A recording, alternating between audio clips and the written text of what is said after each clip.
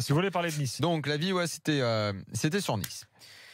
Parce que je voulais parler de Nice parce qu'il y a quand même 2-3 motifs d'inquiétude dans ce début de saison de l'OGC Nice, ce club dont on a quand même loué la bonne gestion ces dernières années. Et je disais il y a même 3 semaines encore. Et je disais encore il y a quelques semaines à quel point j'avais beaucoup aimé la façon dont Julien Fournier avait géré le cas Lucien Favre. Genre on veut bien que tu t'en ailles, mais il y a une deadline et après il faudra rester.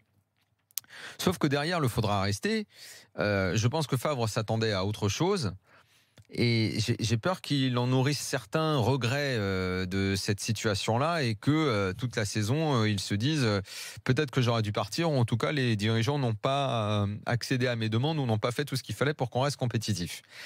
Il y a également des éléments dans le mercato un petit peu étonnants. Là encore, c'était un domaine où Nice nous avait habitués à nous surprendre, et ils nous ont encore surpris. L'affaire Schneider, c'est encore une surprise. Sauf qu'il faut faire attention à ce que derrière les surprises, il y ait quand même un foncier, ne se transforme pas en piège. des fondations importantes.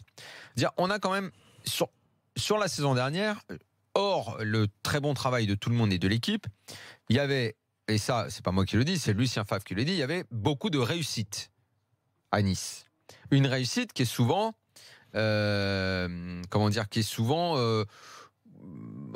engendrée par la confiance, enfin souvent elle engendre de la confiance, tout ça va ensemble et donne les bons résultats. On peut pas dire simplement qu'ils avaient du cul sur certains matchs, ça n'était pas que ça, ils avaient de la réussite parce qu'ils étaient en confiance, tout marchait bien.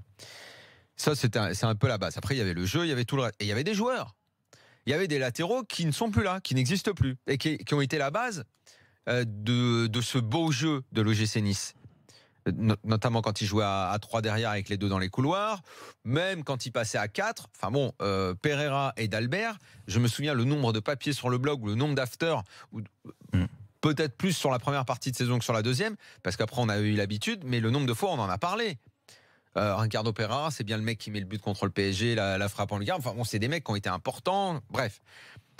Il y a un mec qui est parti, visiblement ça devait pas être grave, machin, il s'est mal comporté, il a demandé trop de blé. Toi, moi j'ai pas compris, mais c'est Paul Bass.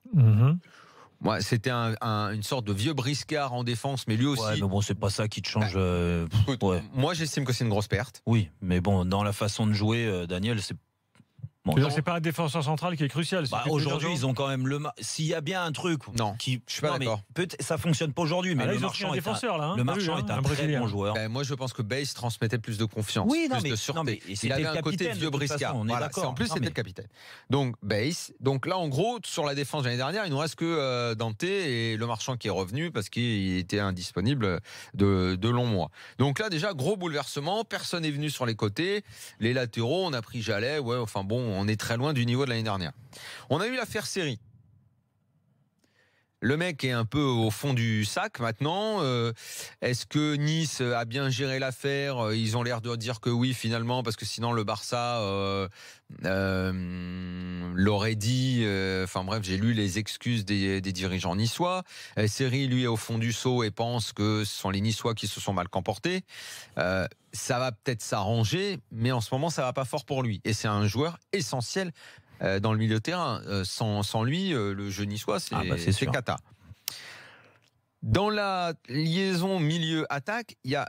Alors, même s'il n'a pas fait la saison complète au haut niveau, mais en tout cas, sur les premiers mois, les 3 premiers mois, là où ça a permis à la machine de s'enclencher et de prendre de la confiance, Belhanda avait été très bon. Belhanda avait été très bon. Il n'a peut-être pas fait, j'ai dit, toute la saison, mais il n'empêche que sur le début, tu vois, ça permet la série où ils gagnaient pratiquement tous leurs matchs. Il était très bon jusqu'à Noël et au fur et à mesure après, ça a été plus compliqué. Il n'empêche que sur cette période-là, ça a permis ensuite peut-être à Esseric de prendre le relais.